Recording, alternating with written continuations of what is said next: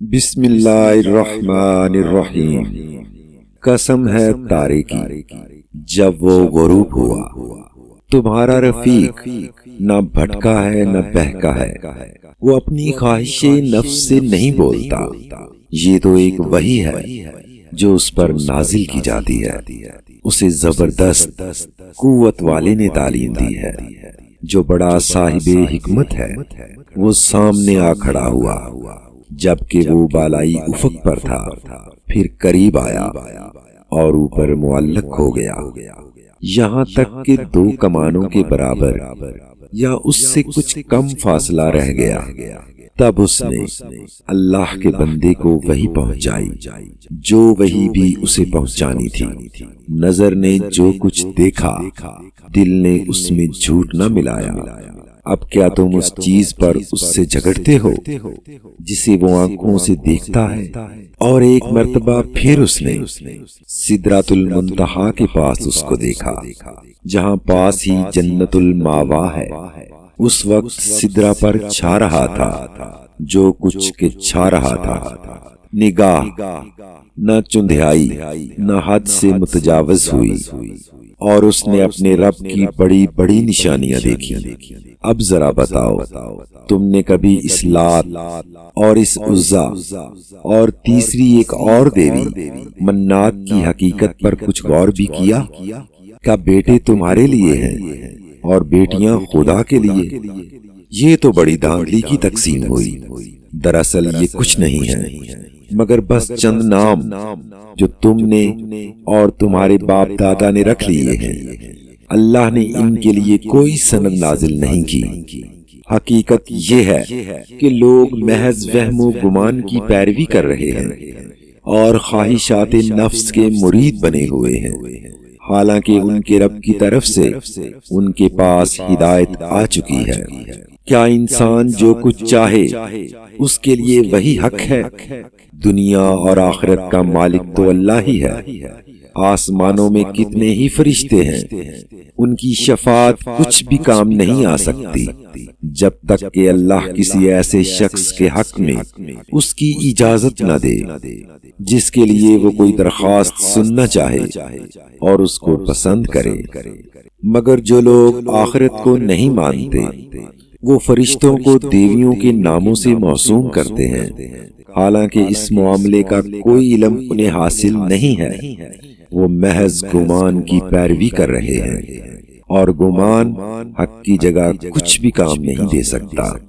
پس اے نبی، جو شخص ہمارے ذکر سے منہ پھیرتا ہے اور دنیا کی زندگی کے سوا جسے کچھ مطلوب نہیں ہے، اسے اس کے حال پر چھوڑ دو۔ ان لوگوں کا مبلغ علم بس یہی کچھ ہے۔ یہ بات تیرا رب ہی زیادہ جانتا ہے کہ اس کے راستے سے کون بھٹک گیا ہے اور کون سیدھے راستے پر ہے۔ اور زمین اور آسمانوں کی ہر چیز کا مالک اللہ ہی ہے، تاکہ اللہ برائی کرنے والوں کو ان کے عمل کا بدلہ دے اور ان لوگوں کو اچھی جزا سے نوازے جنہوں نے نیک رویہ اختیار کیا ہے۔ جو بڑے بڑے گناہوں اور کھلے کھلے کبھی افعال سے پرہیز کرتے ہیں، اللہ یہ کہ کچھ قصور ان سے سرزد ہو جائے۔ بلا شبہ تیرے رب کا دامن مغفرت بہت وسیع ہے، وہ تمہیں اس وقت سے خوب جانتا ہے جب اس نے زمین سے تمہیں پیدا کیا اور جب تم اپنی ماؤں کے پیٹوں میں ابھی جنین ہی تھے۔ پس اپنے نفس کی پاکی کے دعوے نہ کرو، وہی بہتر جانتا ہے کہ واقعی متقی کون ہے۔ پھر اے نبی، تم نے اس شخص کو بھی دیکھا جو راہ خدا سے پھر گیا اور تھوڑا سا دے کر رک گیا۔ کیا اس کے پاس غیب کا علم ہے کہ وہ حقیقت کو دیکھ رہا ہے؟ کیا اسے ان باتوں کی کوئی خبر نہیں پہنچی جو موسیٰ کے صحیفوں اور اس ابراہیم کے صحیفوں میں بیان ہوئی ہیں، جس نے وفا کا حق ادا کر دیا، یہ کہ کوئی بوجھ اٹھانے والا دوسرے کا بوجھ نہیں اٹھائے گا، اور یہ کہ انسان کے لیے کچھ نہیں ہے مگر وہ جس کی اس نے کوشش کی ہے، اور یہ کہ اس کی کوشش عنقریب دیکھی جائے گی اور اس کی پوری جزا اسے دے دی جائے گی۔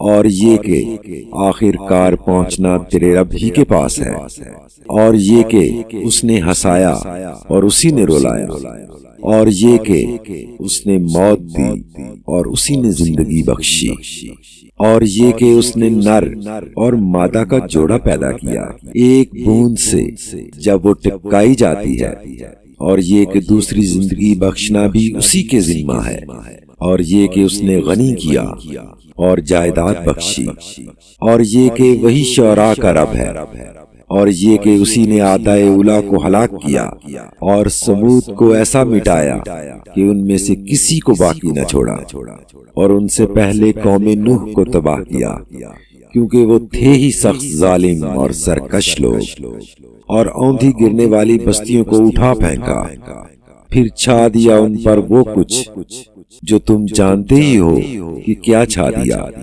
بس اے مخاطب، اپنے رب کی کن کن نعمتوں میں تو شک کرے گا؟ یہ ایک تنبیہ ہے پہلے آئی ہوئی تنبیہات میں سے، آنے والی گھڑی قریب آ لگی ہے، اللہ کے سوا اس کو ہٹانے والا نہیں۔ اب کیا یہی وہ باتیں ہیں جن پر تم اظہار تعجب کرتے ہو، ہنستے ہو اور روتے نہیں ہو، اور گا بجا کر انہیں ٹالتے ہو؟ جھک جاؤ اللہ کے آگے اور بندگی بجا لاؤ۔